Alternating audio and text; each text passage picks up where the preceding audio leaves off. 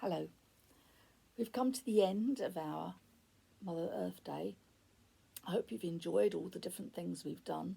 I think JJ certainly has done, because it's like all the activities that went on downstairs on the play bus, all the ways you can reuse and recycle.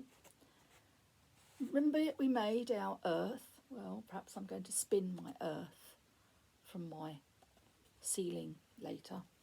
We made a poster which said, "Look after our world," an important word there, recycle. Recycle, reuse, put your rubbish in the bin. Do you remember we also did some collages? There's my Mother Earth collage, all the things I went out and picked up in the garden, some leaves, and I made some different patterns. Very simple one there, just a card with some elastic bands. But here was my wire one with some of the flowers. I really quite like that because you can see through it. It's quite delicate. And I'm sure if I take the plants out, I can do different ones each time. But I thought we'd end with a story. And this is a story, actually it's about my brother, who, when he was little, he's not very little anymore, although he's still a little bit littler than me. My brother David had 4 big sisters, and every day he would say goodbye to his sisters as they headed off to school, and he stayed behind to play with his toys. One of his sisters made him a special hat for a different reason, so I'm going to make this hat, put it on my head when I tell you the story. You see, when David was little and his big sisters went off to school, he might stand on the settee, waving out the window, "Goodbye, see you later," and then he would go off and play with his toys. But every Wednesday was a very special day, because every Wednesday along the road came Dennis. Dennis is the name of the rubbish bin lorry. And he would hear the rubbish coming along the road, and he would run to the settee, and he would stand up on the settee and look out the window and wave, and he could see the lorry coming along the road with all the men armed with their dustbins, and they would come along and they would come up your drive and they would take your bin away and take it and put it in the back of the lorry, and the lorry would gobble it all up. David loved that because he loved seeing all these men chattering along, and they always had woolly hats on, and he liked the woolly hat.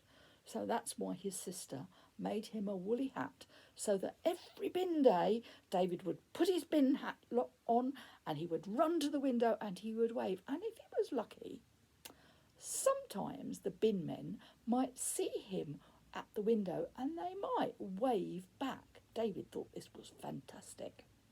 And then he would watch as they went off, collecting the rubbish, disappearing off down the road.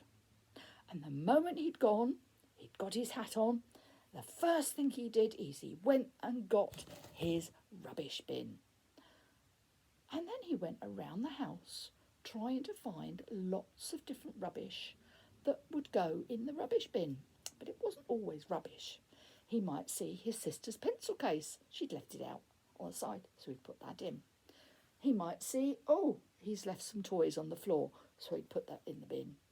And then he might go along and he'd see, an envelope. Daddy's left an envelope. He hasn't put it in the bin, so he's put it in his bin. And David would carry on finding all the different things around the house. And just like the bin men, he'd put his bin over his shoulder and he'd walk to the back of the settee, and in a corner he would tip his rubbish behind the bin, and off he'd go looking around for some more things to find. And when his sisters came home from school, they would look and say, "Where's my pencil case?" And Daddy would say, "Where's my envelopes, my special letters? They're important, I don't want to lose them." And Mummy might say, "Where's my pen?" "Where's my teddy bear?" said his sisters.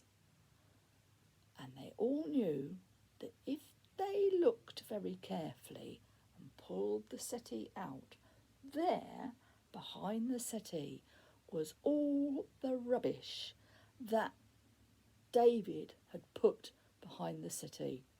It wasn't rubbish at all, but he was recycling and tidying up as he went, which I think is a good idea. Because if you tidy it away, you know where it is. But if you leave it out, somebody might tidy it up for you, and that's what he did. He tidied up his sister's pencil cases, and they didn't know where their pencils were. Well, next time they'll have to put them away where they're supposed to be.